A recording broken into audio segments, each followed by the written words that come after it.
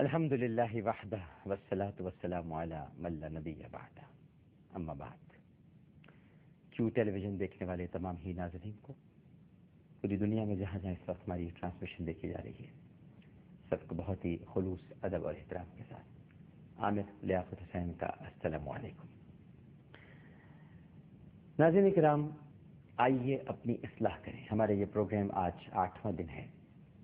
ماشاء اللہ، مجھے اللہ سبحانہ و تعالیٰ کا 100,000 بار بھی شکر ادا کرنا چاہیے تو بھی کم پڑے کہ آپ نے اس پروگرام کو اتنا پسند فرمایا۔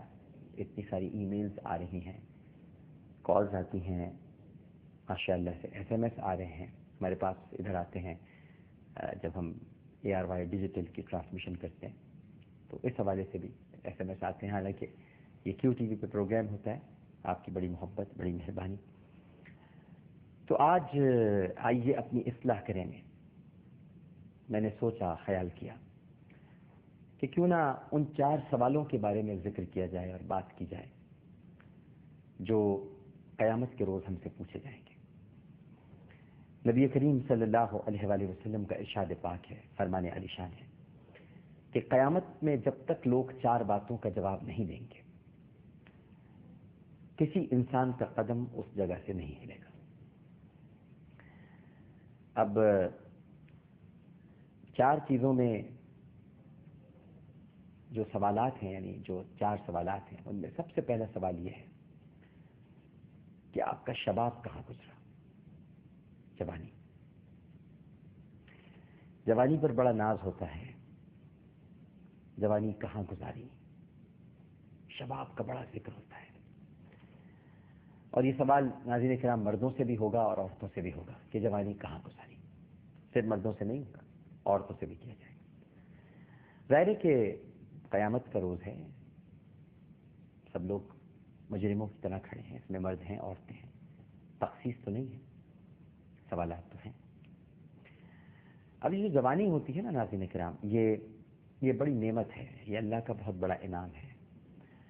میرے جو نوجوان اس وقت سن رہے ہیں پوری دنیا میں، وہ دیکھیں اپنے آپ کو تھوڑی دیر کے لیے، تو ان کی ایک باڈی ہے، ایک جسمانی خد و خال ہے، ایک خاص قوت رکھی ہوتی ہے آپ کو جوانی کے زمانے میں۔ جوان ہے تو 10 بوریاں بھی اٹھا لی، بھاگ بھی لیے، دوڑ بھی لیے، سانس بھی نہیں پھولا۔ کسی بوڑھے کے لیے کہیں تو 2-4 قدم چلنا بھی اس کے لیے 2 بھر ہو جائے گا۔ جوان بھاگتا ہوا چلا جائے گا، نعمت ہوئی نا۔ پھر ایک اسٹیم ہے، کچھ جذبات ہیں، کچھ تقاضے ہیں، کچھ شہوتیں ہیں، خواہشات پورا کرنے کا کچھ شوق ہے، کہیں نظریں ادھر ادھر بھٹک جاتی ہیں، جوانی ہے۔ اور یہ ساری چیزیں جوانی میں ہی ہوتی ہیں، کیونکہ جوانی میں آدمی اسٹرانگ ہوتا ہے، مضبوط، ہر طرح سے مضبوط، اعصاب بھی مضبوط، اعضاء بھی مضبوط، ذہن بھی مضبوط، نگاہ بھی مضبوط، دل بھی مضبوط، خیالات بھی مضبوط، احساسات بھی مضبوط، جذبات بھی مضبوط، ہر چیز مضبوط۔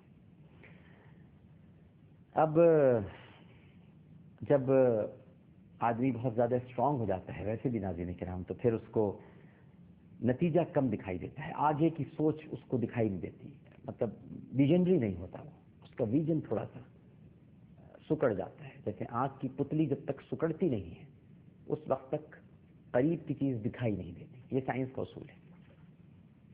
سکڑے گی پتلی تو قریب کی چیز دکھائی دے گی، پھیلے گی تو دور کی چیز دکھائی دے گی۔ جوانی میں تھوڑا سا سکڑا ہوا ہوتا ہے انسان، سوچوں کے معاملے میں، خواہشات کے معاملے میں، احساسات کے معاملے میں، لہٰذا اسے آگے کے کچھ نتائج دکھائی نہیں دیتے۔ اب جب نتائج دکھائی نہیں دیتے تو وہ جذبات میں گھر جاتا ہے، خواہشات میں پھنس جاتا ہے، تو پھر جوانی کو سنبھالنا مشکل ہو جاتا ہے۔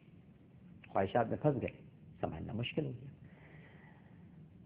تو مردوں کے لیے بھی سنبھالنا مشکل ہو جاتا ہے اور عورتوں کے لیے بھی سنبھالنا مشکل ہو جاتا ہے۔ پہلا سوال یہ ہوگا کہ بھائی، ہم نے تمہیں جو جوانی دی، جو ہم نے تمہیں پہلی یعنی جو نعمت عطا فرمائی ہم نے، شباب، وہ تم نے کہاں گزاری؟ دوسرا سوال یہ ہوگا ناظرین کرام کہ عمر کہاں گزاری؟ جوانی کے بارے میں تو سوال ہو گیا، اب عمر کہاں گزاری؟ ٹھیک ہے، پوری لائف کا سوال آپ سے کیا جائے گا. اس میں جوانی بھی ہے، بڑھاپا بھی ہے، لڑکپن بھی ہے، بچپن بھی ہے، ادھیڑ عمری بھی ہے، سب آ گیا. لائف کہاں گزاری؟ اچھا پھر یہ بھی ہوگا کہ لائف کیسے گزاری، کہاں گزاری، کیسے گزاری، صحیح تھے، غلط تھے، برے تھے، صحبت کیسی تھی، کن لوگوں میں اٹھتے بیٹھتے تھے، کیا باتیں کرتے تھے، کس طرح کا طرز تکلم تھا، تمہارا دیکھنا کیسا تھا، تمہارا کھانا کیسا تھا، اوڑھنا کیسا تھا، بچھونا کیسا تھا، کیسے لائف گزاری نا بھائی، سوال ہے لائف کے بارے میں. اور پھر یہاں تو آپ منت سماجت کر کے لوگوں سے کام نکلوا لیتے ہیں، وہاں تو منت سماجت بھی کام نہیں آئے گی. وہاں تو بس سوال ہے اور اس کا آپ کو جواب دینا ہوگا، اور کسی کے دباؤ پر تو ہو نہیں رہا یہ سوال. یہ تو احکم الحاکمین کا دربار ہے. یہاں تو ہر انسان عام ہے، کوئی خاص نہیں ہے، نہ کوئی بادشاہ، نہ کوئی وزیر، نہ کوئی سفیر، نہ کوئی ایم این اے، نہ کوئی ایم پی ہے، نہ کوئی جاگیردار، نہ کوئی بٹیرا، نہ کوئی امیر، نہ کوئی طاقتور. سب برابر ہیں اس کے دربار میں، سب سے سوال ہو رہا ہے. اور پھر فرمایا نبی کریم صلی اللہ علیہ وآلہ وسلم نے کہ جب آدمی سے یہ کہا جائے گا کہ تم نے فلاں کام غلط کیا، فلاں کام غلط کیا، تم نے فلاں محفل میں بیٹھ کر فلاں عورت کو بڑی بری نگاہ سے دیکھا تھا، تم نے فلاں بینک میں کام کرتے ہوئے کیش میں ہاتھ مار کے 1000 روپے اپنی جیب میں ڈال لیے تھے، تم نے دکان پر کام کرتے ہوئے جب ناپ تول ہو رہی تھی تو ایک پلڑے کے نیچے میگنیٹ لگا دیا تھا، تم نے چائے کی پتی میں چنے کے چھلکے ملا دیے تھے، تم نے بیسن کے اندر ریت ڈال دی تھی. سب سوال ہوں گے، سارے یہ گناہ یاد دلائے جائیں گے. اور جب وہ انکار کرے گا اور کہے گا کہ میں نے تو یہ کام نہیں کیے، تو اب آپ ذرا گواہ دیکھیے، انکار کرے گا انسان تو اللہ سبحانہ و تعالیٰ اسی وقت اس کے منہ پر مہر لگا دیں گے، زبان بند ہو جائے گی. جیسے وہ کہے گا میں نے نہیں کیا، مہر لگی ہے، کیوں کر کے تھپا ہوتا ہے نا، ٹھک، یہ مہر آ کے رہے گی. بس چپ، کہہ دیا تم نے، ٹھیک ہے. اب ہاتھ کو حکم ہوگا بولو، اب ہاتھ بولنا شروع کرے گا. اس پر اچانک زبان ابھر آئے گی. ہمارا تصور ہے کیونکہ ہم تصور ہی کر سکتے ہیں کہ بولے گا کیسے. زبان نکل آئے گی، لب آ جائیں گے اور ہاتھ بولنا شروع کرے گا.